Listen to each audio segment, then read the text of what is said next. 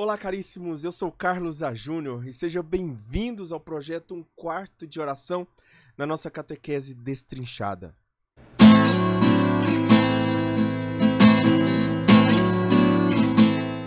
Hoje nós terminamos os mandamentos, a terceira parte do catecismo, né? Terminamos os 10 mandamentos com o 10º mandamento e terminamos também a terceira parte do catecismo. Já na semana que vem, começamos a quarta e última parte do catecismo, que é referente à oração cristã. Como o cristão deve rezar? Quais são as bases para o cristão rezar de forma plena, como a igreja e como o próprio Senhor Jesus Cristo quer que nós rezemos, quer que nós oremos. Vamos aprender também se rezar e orar são a mesma coisa. Vamos aprender muitas coisas, como o cristão deve rezar, onde o cristão deve encontrar fontes para rezar, né? Quais são as fontes para oração do cristão, onde o cristão vai encontrar sua base para a sua vida de oração. Mas hoje vamos falar sobre o 10º mandamento, que é não cobiçar as coisas alheias. O 10º mandamento, ele é um mandamento que é extremamente interligado ao 9º mandamento. Tanto que na Escritura, nas Sagradas Escrituras, eles são retratados como um só. Como um só. Até existe um entrelaçamento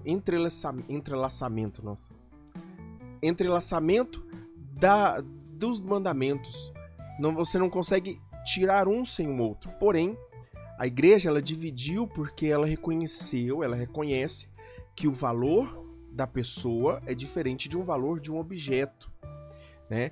Então, para não ter essa confusão de entender que um homem, o marido ou a esposa de alguém tem o mesmo valor de um carro, de uma terra, de um animal, né? E não tem. Então, por isso, nós retratamos no 9º mandamento, sobre o valor e o respeito ao matrimônio. Já no 10º, nós vamos retratar mais uma vez sobre o respeito ao bem do próximo, assim como nós retratamos lá no 7º mandamento, correto? Então, nós temos essa primeira introdução, essa breve introdução para nós entendermos o que nós vamos falar. Bom, então vamos ao nosso conteúdo, as passagens que vão nos orientar para esse 10º mandamento, para este mandamento, correto? Então aqui nós vamos ver basicamente a mesma passagem do 9º mandamento, com a diferença de que ela vai cortar aqui não cobiçarás a esposa, a mulher do próximo, né? Não cobiçarás nada que pertença ao teu próximo. Êxodo 20. Não cobiçarás a casa do teu próximo, nem o seu campo, nem o seu servo, nem a sua serva, o seu boi, o seu jumento, nem nada que lhe pertença. Deuteronômio 5. Onde estiver o teu coração, aí estará também o teu tesouro. Mateus 6. Correto? O 10º mandamento é um desdobramento do 9º, como eu falei, sua continuação mais separado, pois divide-se o ser humano do restante da criação.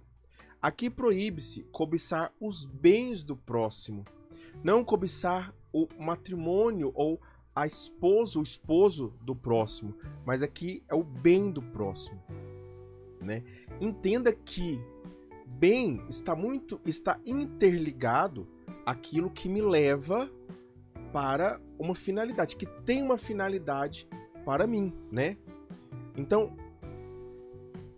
a finalidade do alimento é me sustentar corporalmente, né, fisicamente.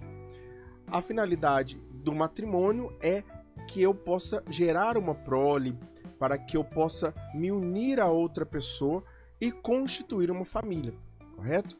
Então, a gente vai entendendo que o bem, tanto aqui nesse mandamento, vai identificar que a esposa é um bem, porque ela tem uma finalidade, o matrimônio ele tem uma finalidade, né? A esposa ou esposo, eles têm uma finalidade, porém uma finalidade diferente, de responsabilidade. aqui, no 10º mandamento, eu tenho uma pertença, porém,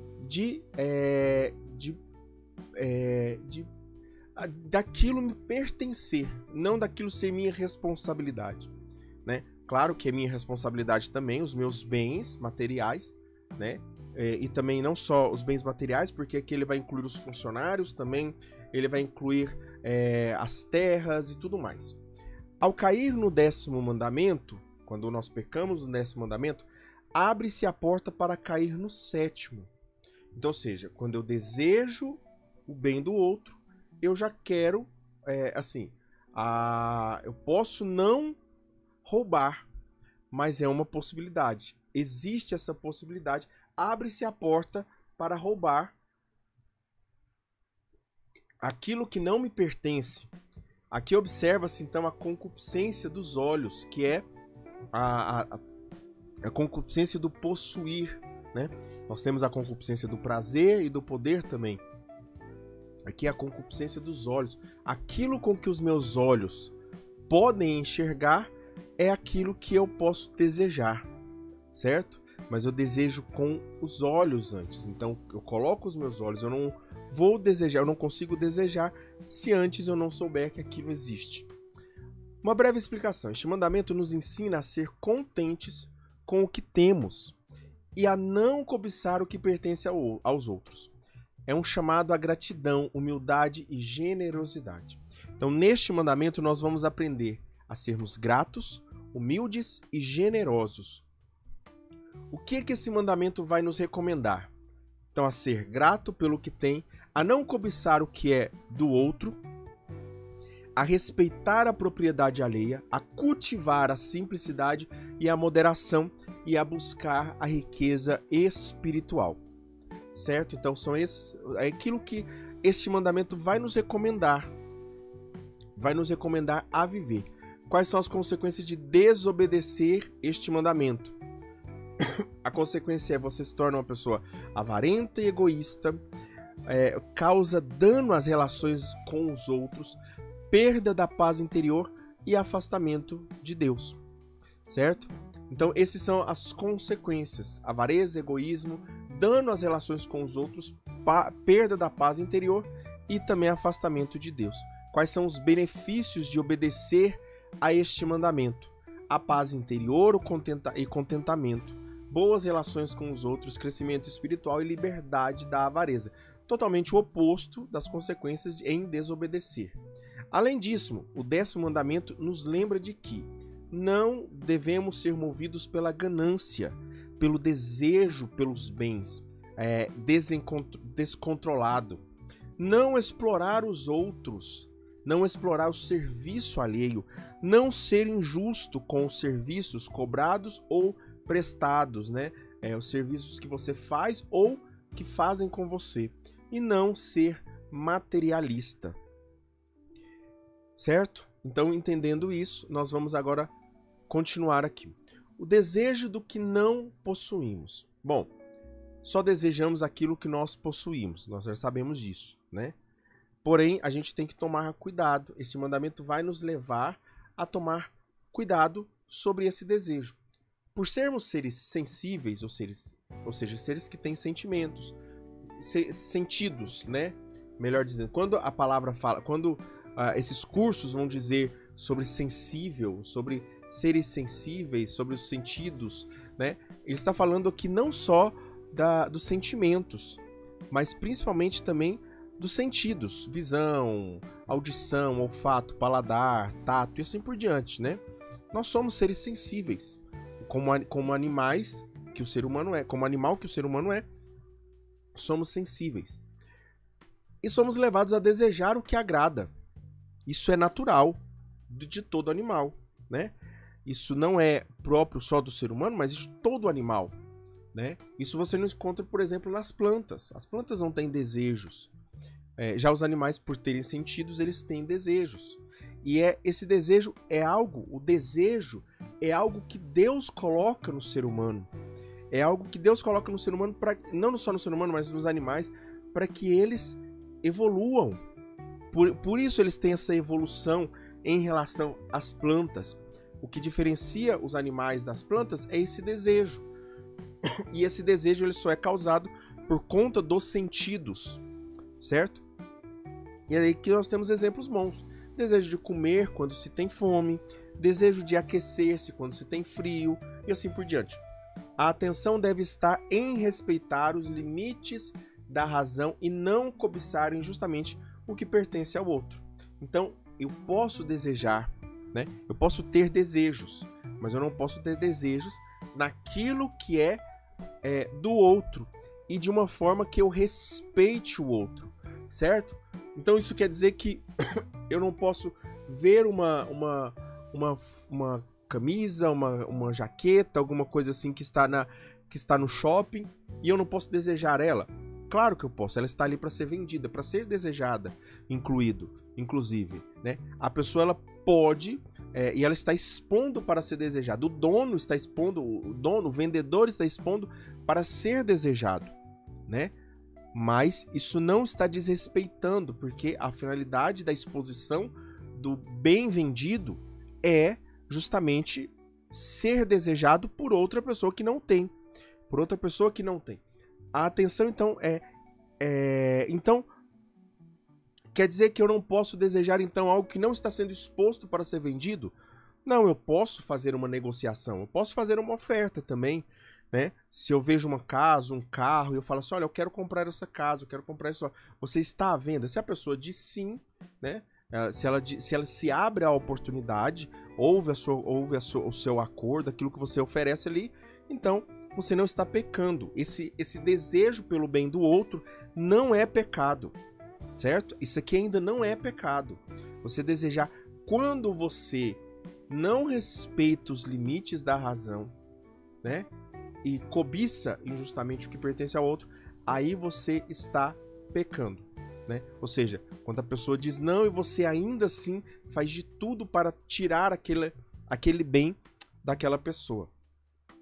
E o que condena então o 10º mandamento? Ele condena a avidez, a cupidez e a injustiça. Nós vamos ver essas três condenações do 10º mandamento. O que é avidez? Avidez é um desejo excessivo e intenso por apropriar-se dos bens materiais da terra. Ou seja, não é um desejo somente, é um desejo excessivo e intenso. Então, é um desejo excessivo e intenso por apropriar-se dos bens dos outros. Uma pessoa que passa na loja, na frente da Renner e vê uma jaqueta e ela tem um desejo, e esse desejo não é excessivo, ela não está pecando, né? A gente precisa limitar, e é um limite, não é uma linha tênue, é gigante, certo? A gente consegue entender quando é desejo excessivo e quando não é desejo excessivo, quando o desejo é intenso e quando o desejo não é intenso. A avidez é isso, é esse desejo excessivo e intenso por apropriar-se dos bens alheios, dos bens do próximo. O que é essa cupidez? A cupidez é o desejo desregrado pelo dinheiro, riquezas e poder e ganhos financeiros dos outros, certo? E não só dos outros, mas aquele desejo pelo dinheiro, né? Eu tenho que ganhar mais, eu tenho que ganhar mais, eu tenho que ganhar mais. Aquela pessoa que ela faz de tudo para ter mais dinheiro, para ter mais riqueza, para ter mais poder, para ter mais ganhos também, né? Aqui já não é somente em relação aos bens dos outros, mas agora em relação ao dinheiro, né? Que é um bem, pode não ser do outro, pertence ao outro, né? Porque o dinheiro ele se movimenta, né? Então entre pessoas, e é isso que faz as riquezas, é isso que faz a economia, mas o problema aqui está no desejo desregrado. Não está no dinheiro e não está nas riquezas nem nos ganhos financeiros. Mas no desejo desregrado, quando não há regra, quando eu tiro as regras, eu prefiro passar o Natal trabalhando, o domingo trabalhando, do que passar com a minha família desregrado, entende? E aqui, além disso, além de pecar contra o 10º mandamento, eu estou pecando também contra o 3º mandamento, né? E a terceira condenação que esse mandamento faz é o da injustiça, que é quando que a ação de prejudicar o próximo em seus bens materiais, seja em benefício próprio ou alheio. Então, quando eu me beneficio do prejuízo que o outro tomou em seus bens, certo? Então, isso é injustiça. Na questão do 10º mandamento. Claro que vai se ampliar quando eu falo da injustiça em geral. Mas é quando eu me beneficio ou o outro se beneficia com o prejuízo do outro. Este mandamento, então, ordena que afastemos os nossos desejos de tudo o que não nos pertence e não é obtido por meios legítimos, certo? Então, não é só o que não nos pertence. Essa combinação daquilo que não nos pertence com aquilo que não é obtido de forma legítima, certo? Então, por exemplo, desejar o bem do outro, mas de forma legítima, tudo bem, certo? Pode. Você pode desejar aquela jaqueta que está lá na Renner. Você pode desejar uma casa que ainda não está à venda ou um carro que não está à venda. Eu lembro que meu pai tinha um Fusca e ele era bonitinho, Fusca bem arrumado, organizado e tudo mais e tal. Volta e meia a gente estava andando na rua, tinha alguém que queria comprar aquele Fusca. Tinha alguém que queria comprar ele, né? E sempre alguém perguntava, tá à venda? Aquela coisa assim. Então, sim,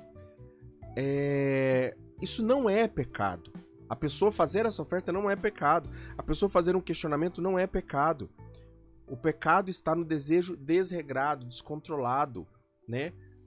Desejar obter coisas que pertencem ao próximo por meios legítimos não viola este mandamento. Quem são os mais tentados nessa área? Bom, os mais tentados nessa área, então, esses vão ter que ter muito mais atenção. Claro que isso pode acontecer com qualquer uma das pessoas, mas estes vão ser os mais tentados. São os comerciantes que vendem mais caro, são os que desejam ver o seu semelhante na miséria, são os médicos que desejam que haja doentes.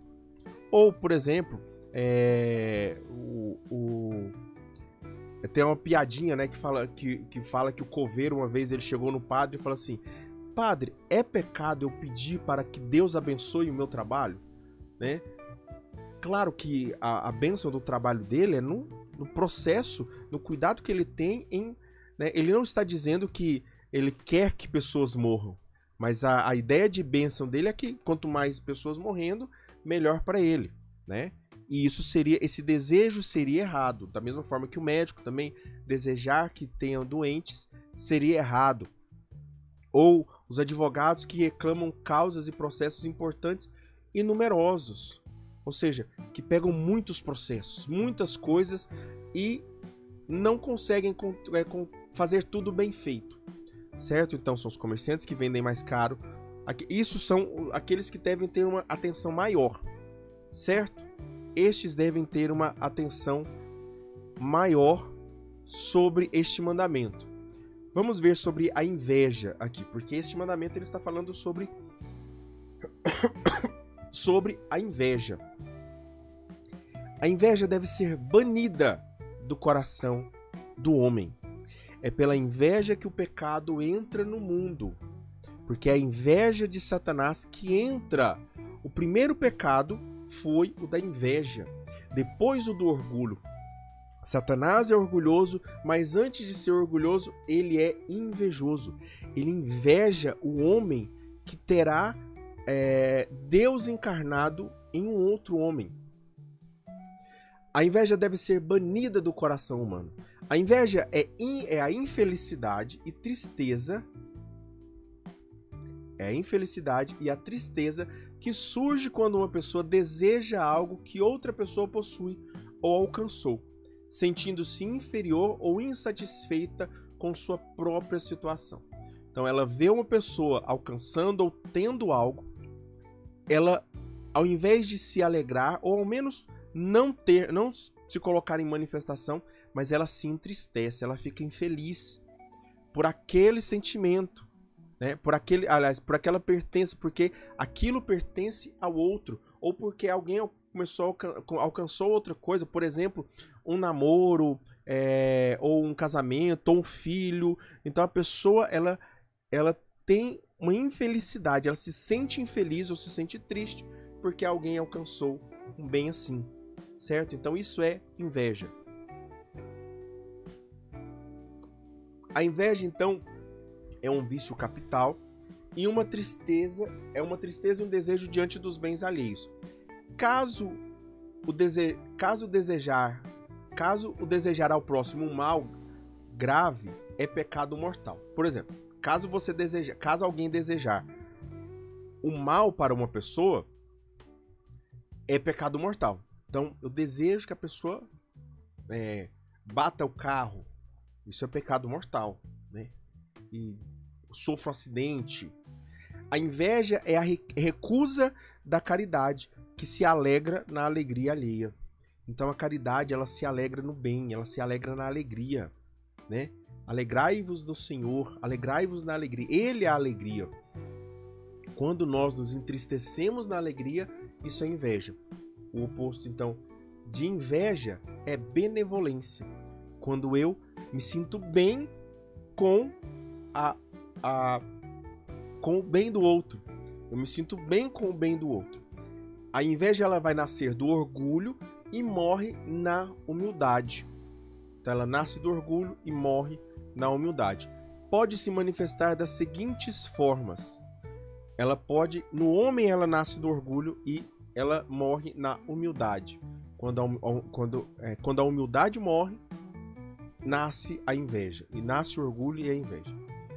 Pode se manifestar das seguintes formas: através do ressentimento, quando o sentimento de raiva ou frustração diante do sucesso do outro. Então a pessoa fica ali ressentida. Era para eu ter sido promovido, não para ele ter sido promovido. Eu que merecia esse cargo dessa pessoa. Por que essa pessoa tem esse trabalho e eu não? Eu que gostaria de ser famoso como aquele fulano. Desejo de possuir. Esse é o ressentimento. Desejo de possuir. Desejo intenso de ter o que a outra pessoa possui. Então, o problema aqui não é desejar o que a outra pessoa possui. Vamos fazer isso. Vamos lembrar isso. É o desejo intenso de ter. Eu quero, eu preciso daquilo. A comparação também, que é quando você se compara desfavoravelmente com a outra pessoa. Então, mas ele teve uma vida melhor do que a minha. Ele não sofreu tanto, ele não teve tanto obstáculo, ele não teve tantos obstáculos na vida para vencer. Por isso que é fácil ele estar na posição que ele está. Isso também é pecado. Sentimento de inferioridade, sentir-se inferior ou menos capaz do que outra pessoa. Mas aquela pessoa que fala assim, eu não sou tão inteligente quanto a pessoa. Eu não trabalho tanto. Eu não sei tantas coisas assim quanto a pessoa. Isso é também pecado.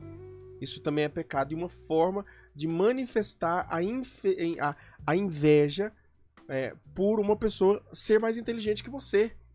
Entende? Você consegue entender que isso, a pessoa ela é mais inteligente que você, você reconhece isso, pode até ser verdade, né? Pode até ser verdade, mas você acaba se inferiorizando por conta do que a outra pessoa possa ser.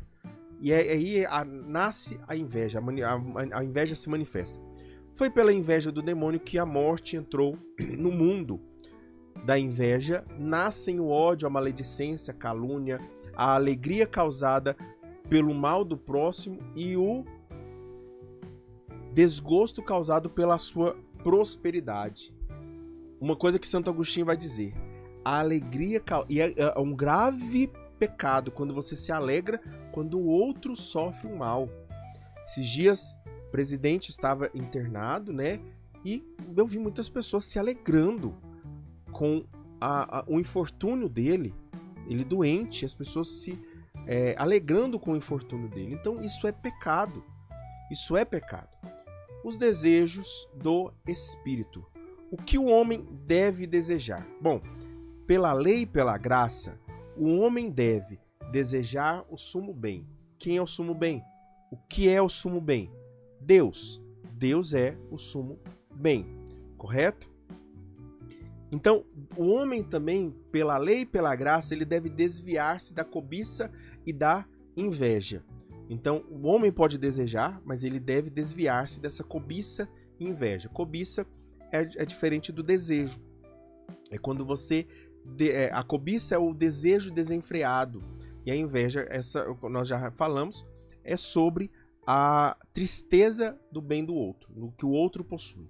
E desejar o Espírito Santo que sacia o coração do homem. É só o Espírito Santo que vai saciar o coração. Então, se você está se sentindo triste, peça ao Espírito Santo, ele é quem sacia, mesmo não te dando aquilo, mesmo que Deus não te dê aquilo que você acha aquilo que você pede, mas o Espírito Santo pode suprir e saciar o seu coração.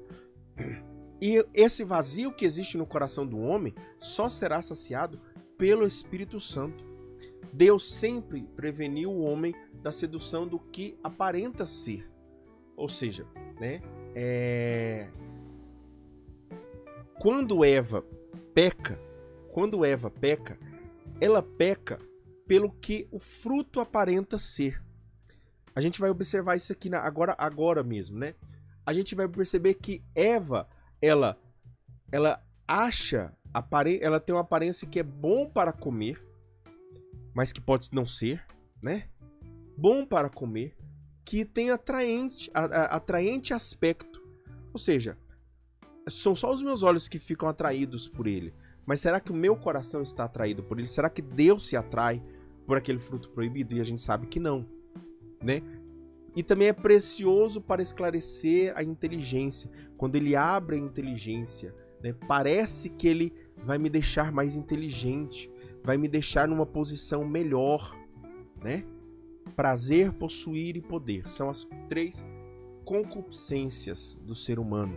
A concupiscência da carne, que é o prazer, a concupiscência dos olhos, que é o possuir, e a soberba da vida, que é o poder. O mal que a lei pode fazer. O que a lei pode fazer sem a graça? Quando nós retiramos a graça da lei, o que acontece? A lei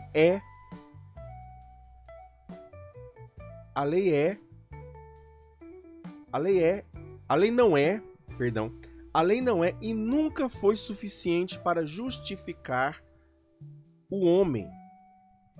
Então, só a lei não justifica o homem. Só a lei não justifica o homem. A lei esclarece o homem daquilo que o justifica, mas é pela graça que nós somos justificados. Então a lei tornou-se instrumento de concupiscência para muitos. Quando você pega a lei e instrumentaliza ela ao ponto de jogá-la na cara dos outros, jogá-la nas costas dos outros, mas você não vive aquilo. E existe uma diferença entre o querer e o fazer, né? Querer que a lei seja executada e fazer com que a lei seja executada. Manifesta conflito entre a lei de Deus e a lei que escraviza. Então vai ter essa diferença entre essa manifestação do conflito entre a lei de Deus e a lei que escraviza. A lei de Deus, ela liberta. Quando nós estamos na lei de Deus, nós nos tornamos livres. Nós falamos sobre os 10 mandamentos agora, e você vai perceber que eu falei de uma forma que não é algo que nos prende, mas é algo que nos leva ao respeito, a valorizar, a dar valor ao que tem realmente valor, né?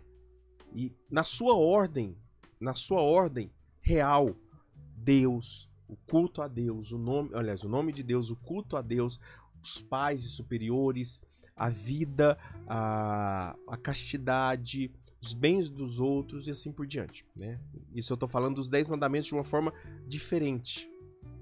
O homem obtém a verdadeira justificação através da fé em Jesus Cristo. Então é só em Jesus Cristo que nós vamos alcançar essa lei, que nós vamos alcançar essa lei da forma plena. Por quê? Porque é quando Cristo vive a lei, quando Cristo vive a lei, é que nós somos capazes de viver a lei, pela graça, pelo consentimento de Cristo, né? Graça, lembrando que graça é esse consentimento do rei, né? Que nós vemos nos filmes medievais e tudo mais. Vossa graça, vossa permissão, porque porque o rei permite que você viva, porque o rei permite que você esteja no reino dele. Se ele não permitir, você não viverá no reino dele. Ele pode expulsar, te matar e tudo mais. Deus é da mesma forma, né? Aqueles, então, que crucificam as suas paixões e desejos com ele, vão viver bem essa justificação. Então, o convite do Evangelho é para que nós crucifiquemos as nossas paixões e desejos. E aqui desejos não só os ilícitos, mas também os lícitos, né? E que Deus faça melhor proveito deles na cruz, conduzidos pelo Espírito Santo, e segue-se o desejo do Espírito. Conduzidos pelo Espírito para os desejos do Espírito. Desejar o que Deus deseja, cobiçar o que Deus cobiça, amar o que Deus ama. Isso é santidade, isso é graça, isso pertence a nós, correto? O que é a pobreza de coração? Porque este mandamento vai nos remeter aos bens do outro. E aos bens do outro também quer dizer que nós não devemos então nos apegar aos bens. Nós não devemos ter apego aos bens. E Jesus vai nos convidar aqueles que são pobres de coração. Bem-aventurados os pobres de coração, porque possuirão a Deus. Porque quem não possuir nada, né, ou viver como se não possuísse nada, possuirá a Deus. Vamos lá então ver isso? A pobreza de coração consiste no desapego dos bens terrenos, mesmo na posse de bens. Então isso não é um convite a largar tudo, a deixar as coisas, deixar os bens para que se possa viver, para que se possa entrar no céu. Mas é um desapego. Consiste em um desapego. Eu tenho como se não tivesse. E quando eu faço uso para o bem, certo? Por isso se chamam bens, que eu devo fazer uso para o bem e não para o mal. Jesus em diversos momentos convida ao desapego dos bens terrenos, ainda mais se eles se opuserem a ele, a Jesus.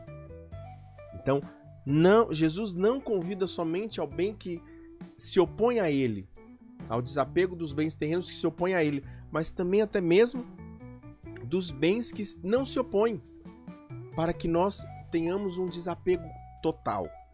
Um desapego total. Renunciar os bens por causa dele e do Evangelho.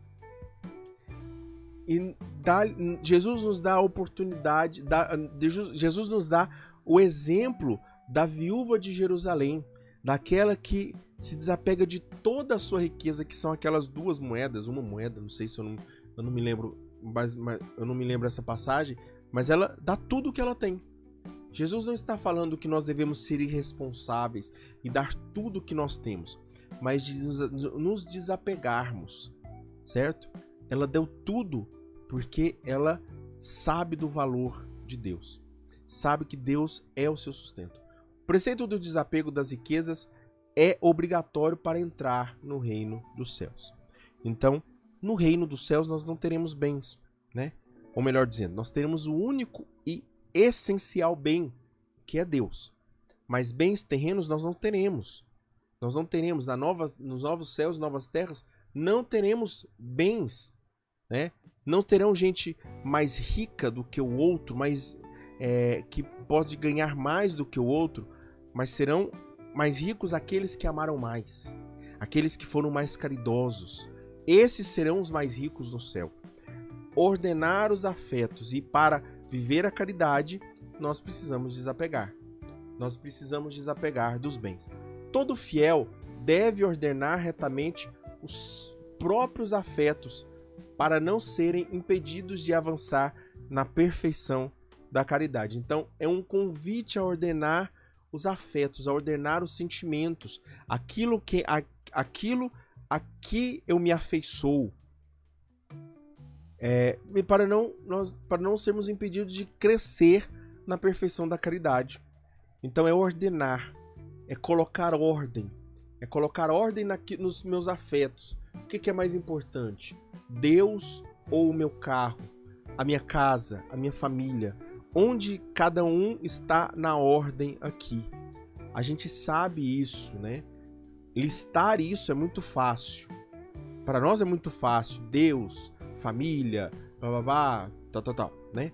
Mas, quando nós vamos viver, isso é o difícil.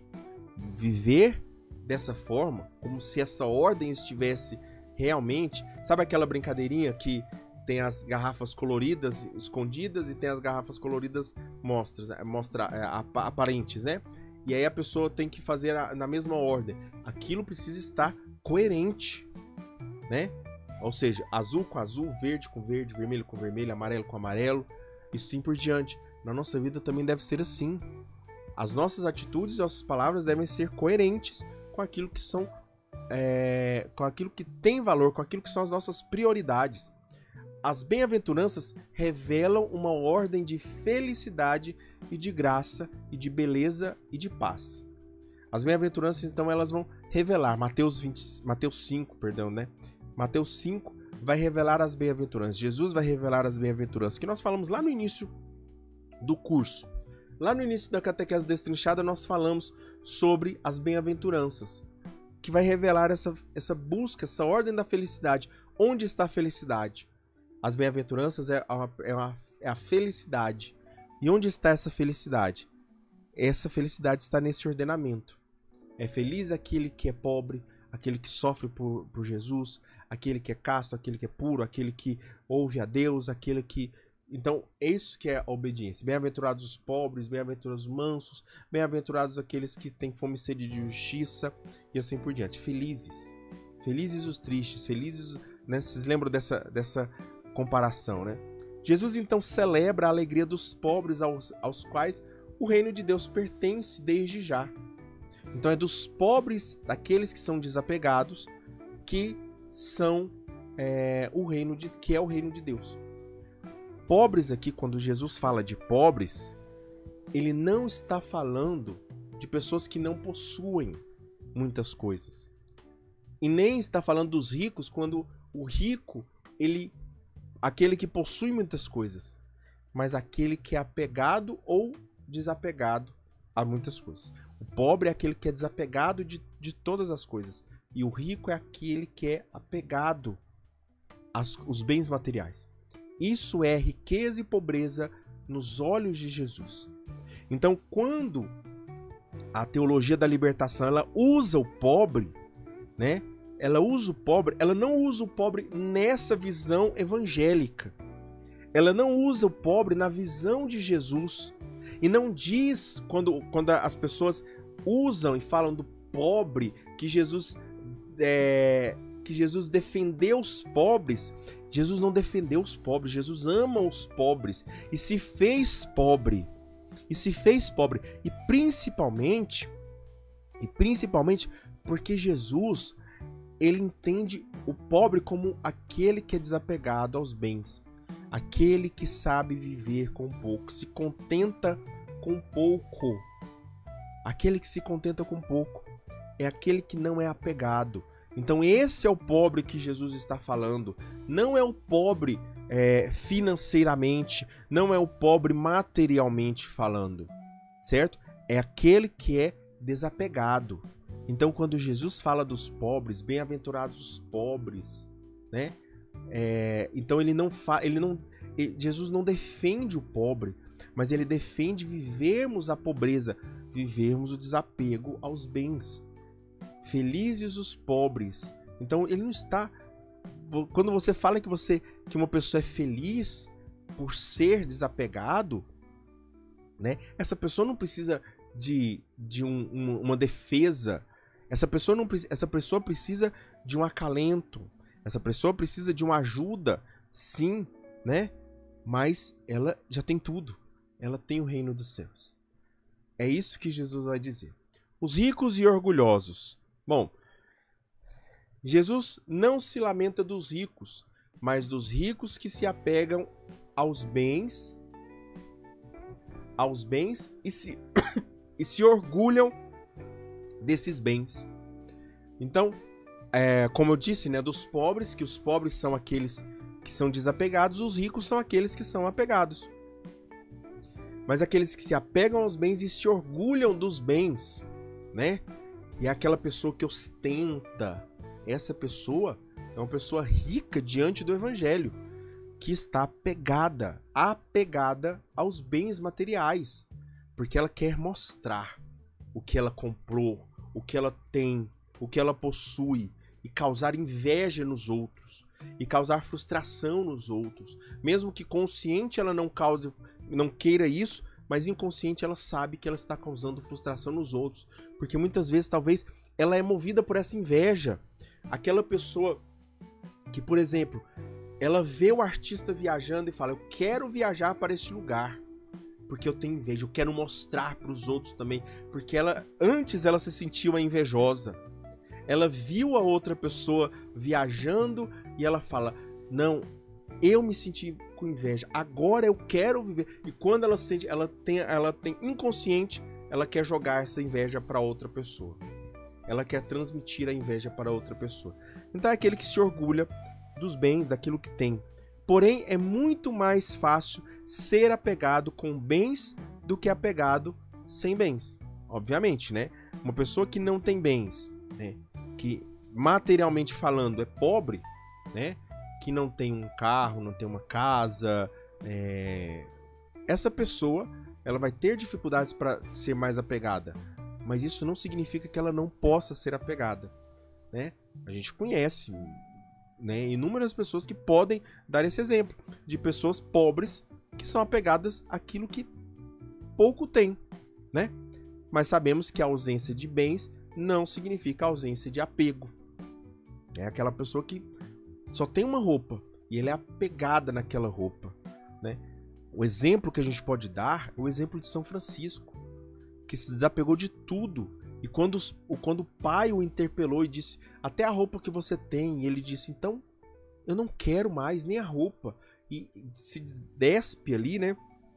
Fica nu na frente de toda a Assis, né? De toda aquela população, e entrega suas roupas pro seu pai e sai feliz, livre, desapegado e sem nada, sem nenhum bem. Obviamente que por conta do pudor ele tem que se cobrir e tudo mais, né? Ele se cobre, obviamente, mas ali ele desapega de todo bem, para não ser escravo de nada, para não ser escravo de nenhuma riqueza, nem de uma riqueza aparente, que é uma roupa, né?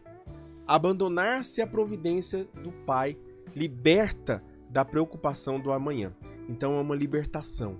Quando eu acredito na providência de Deus, quando eu acredito que Deus é providente para comigo, quando eu acredito que Deus é providente comigo. Confiar então em Deus dispõe para a bem-aventurança dos pobres.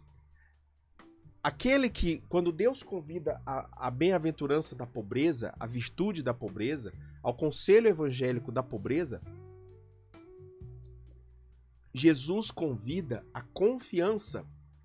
Ele vai dizer: olhem as aves dos céus, olhem os lírios dos campos, eles não semeiam, e nem Salomão, as aves, elas não semeiam e elas têm trigo em abundância. Olham os lírios dos campos, eles não fazem nada, mesmo assim se vestem mais belamente do que Salomão em toda a sua riqueza. Então, Jesus ele fala sobre a confiança.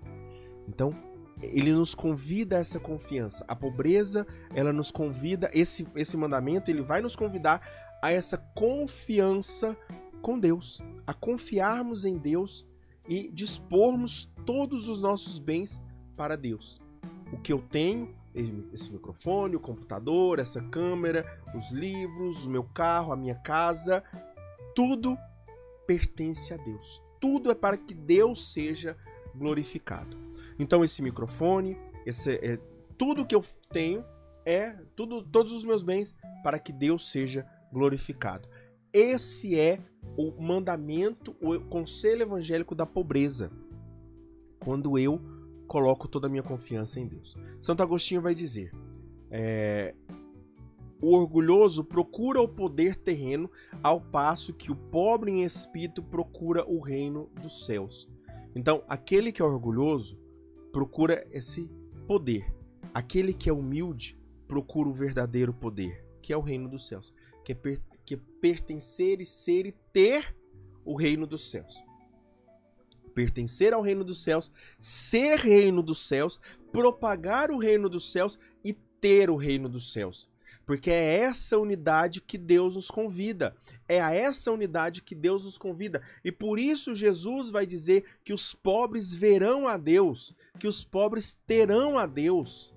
Melhor dizendo, né? Que não é só verão, porque verão é para os puros de coração, mas os pobres terão a Deus, possuirão a Deus. Aquele que não possui nada, que se desapega de tudo, esse terá tudo, né? Como São João da Cruz, São João da Cruz vai dizer,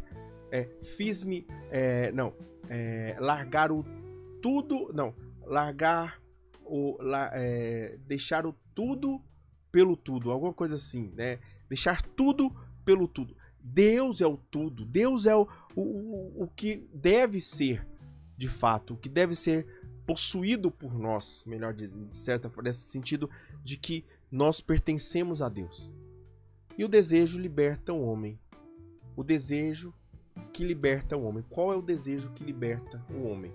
Se nesse mandamento nós falamos sobre o desejo, qual é o desejo que vai libertar o homem de fato? Bom, desejar a verdadeira felicidade liberta o homem.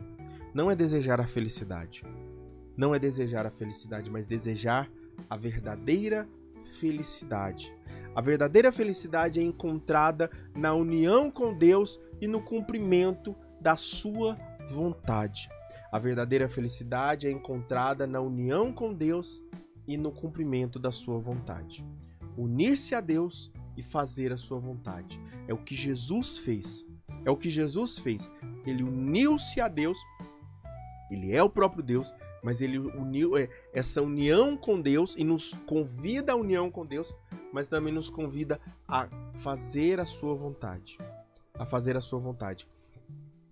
Esse desejo da verdadeira felicidade vai nos libertar do apego imoderado aos bens deste mundo e terá sua plenitude na visão beatífica de Deus.